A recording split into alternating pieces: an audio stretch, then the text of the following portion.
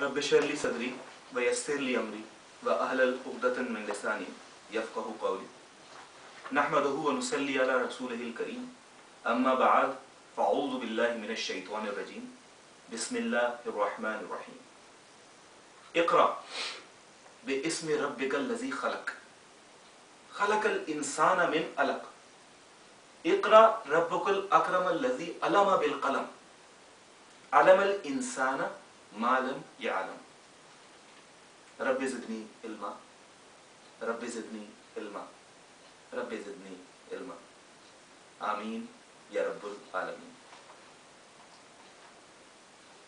मेरे अजीज दोस्तों, एक बार फिर मेरी जानिब से अस्सलामु अलैकुम व रहमतुल्लाहि व बरकातुहू। वालेकुम अस्सलाम व रहमतुल्लाहि व बरकातुहू। आज जिस उन्वान पर मुझे आप सबसे गुफ्तगू का मौका हासिल हो रहा है वो उन्वान है अस्सलात, या उर्दू में कहिए तो नमाज।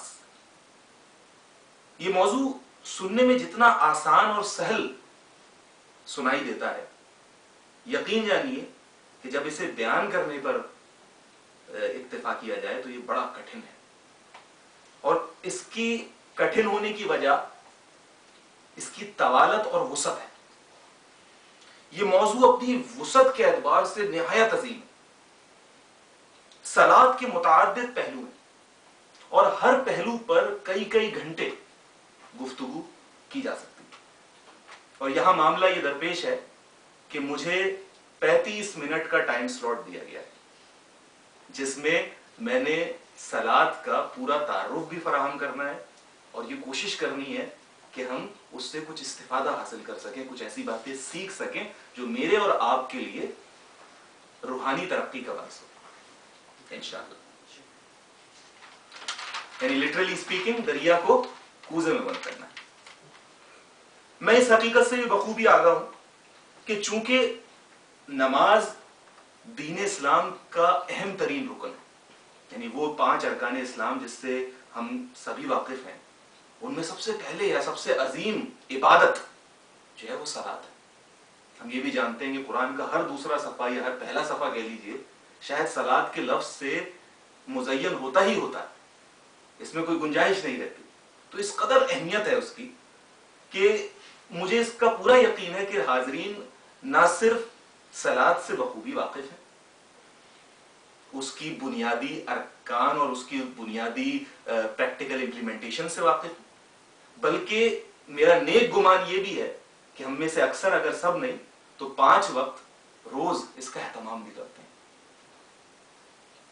तो frankly speaking it can be quite boring because you already know much about the topic.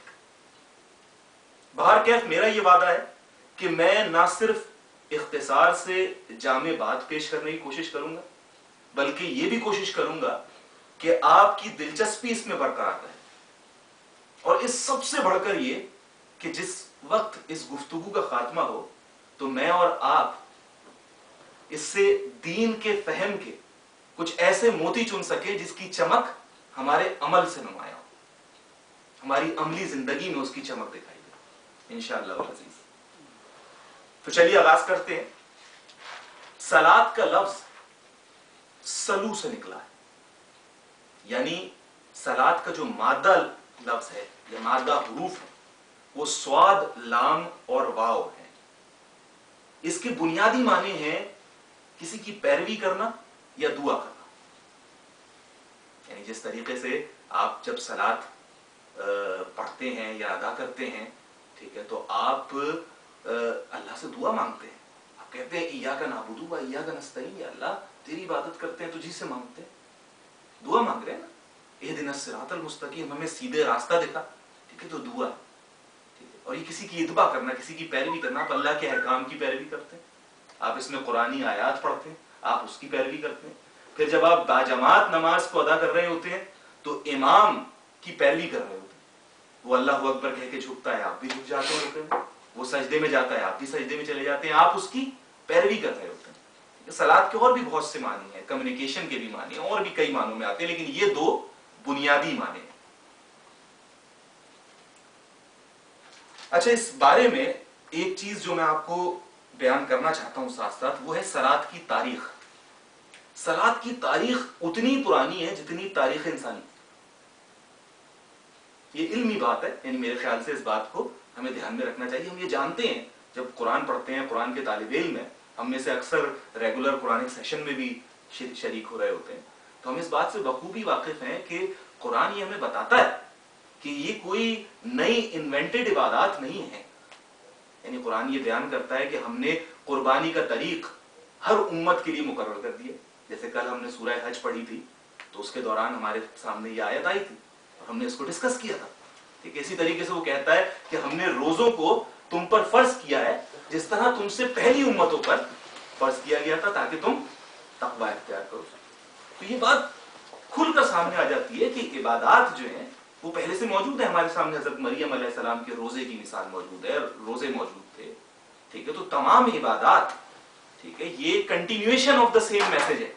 ٹھیک ہے، اسی طریقے سے صلاۃ کی تاریخ بھی اتنی ہی پرانی جاتی ہے. ٹھیک ہے، اس حوالے سے ویسے تو بہت زیادہ گفتگو ہے اس معاملے میں. ٹھیک ہے، اور اگر آپ دیکھنا چاہتے ہیں صلاۃ کے بارے میں تو جن کتابوں، ویسے تو کئی کتابیں ہوں گی لیکن جن کتابوں کا میں نے مطالعہ کیا ہے، ٹھیک ہے، مجھے لگتا ہے کہ اس سے آپ صلاۃ کی پوری تاریخ دیکھ سکتے ہیں. آپ دیکھیے کہ حجت اللہ البالغہ شاہ ولی اللہ محدث دہلوی رحمۃ اللہ علیہ کی، اس کا مطالعہ کیجیے. آپ مولانا امین احسن اصلاحی صاحب کی تفسیر کا مطالعہ کیجیے. ٹھیک ہے، آپ جاوید احمد غامدی کی میزان کا مطالعہ کیجیے. ٹھیک ہے، آپ اور بہت سی، آپ ڈاکٹر حمید اللہ نے بھی غالباً اس کے اوپر جو ہے اپنی تحقیق پیش کی. ٹھیک ہے، تو بہت سارے اسکالرز نے اس پر کیا، اس پر ایگریمنٹ ہے. ٹھیک ہے، دس از ناٹ سم تھنگ کہ آپ کہیں یار یہ فلاں بات کہہ رہے ہیں اور فلاں نہیں کہہ رہے، اس میں ایگریمنٹ ہے. ٹھیک ہے، بڑی یعنی مستند دلائل کے ساتھ بات ہے، لیکن میں آپ کے سامنے دو باتیں رکھ رہا ہوں. ٹھیک ہے، جس سے آپ کو یہ واضح ہو جائے کہ صلاۃ پہلے سے موجود تھی. ٹھیک ہے، ایک تو میں آپ کے سامنے رکھ رہا ہوں جو قرآن کے بیان سے باہر ہے. اگر آپ تحقیق کا ذوق رکھتے ہیں تو آپ اس بات کو جانتے ہوں گے کہ ہمارے پاس نہ صرف قرآن اور حدیث کا ریکارڈ موجود ہے بلکہ ہمارے پاس دور جاہلیہ کی شاعری کا ریکارڈ بھی موجود ہے. ٹھیک ہے، جو دور جاہلیہ کی شاعری یعنی اسلام سے قبل کی شاعری، یعنی محمد صلی اللہ علیہ وسلم کی بعثت سے پہلے کی شاعری. ٹھیک ہے، اس کا میں ایک شعر آپ کے سامنے پیش کر رہا ہوں. یہ جاہلی شعر ہے، جران العود.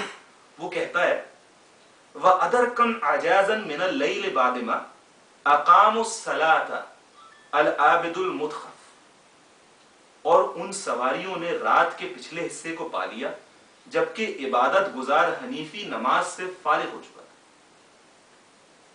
یعنی دور جاہلیہ میں بات ہو رہی ہے. ٹھیک ہے، حنیفی نماز ادا کر رہے ہیں. بالکل اسی طریقے سے ایک حدیث آپ کے سامنے رکھ رہا ہوں میں کہ ابو عبد الرحمن کا بیان ہے کہ رسول اللہ صلی اللہ علیہ وسلم نے فرمایا میری امت میں اس وقت تک کچھ خیر باقی رہے گا جب تک وہ یہودیوں کی طرح مغرب کی نماز میں رات کے تاریک ہو جانے اور عیسائیوں کی طرح فجر کی نماز میں تاروں کے ڈوبنے کا انتظار نہ کریں.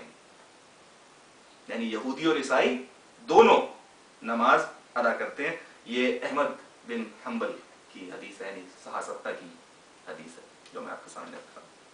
اسی طریقے سے امیر المومنین سیدہ عائشہ رضی اللہ تعالیٰ عنہ فرماتی ہیں کہ رکوع میں گھٹنوں کے درمیان ہاتھ جوڑ لینا یہود کا طریقہ ہے. نبی صلی اللہ علیہ وآلہ وسلم نے اس سے منع فرمایا. رکوع میں جوڑ لینا یہودیوں کا طریقہ ہے. تو یعنی یہودی بھی نماز ادا کرتے ہیں اور رکوع کرتے ہیں.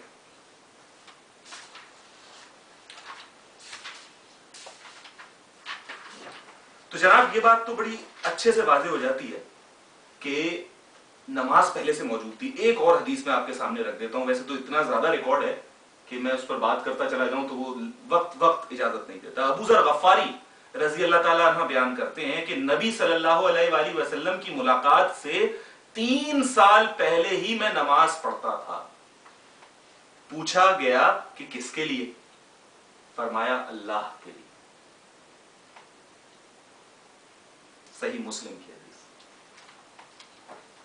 تو یہ بات اچھے سے واضح ہو گئی ہوگی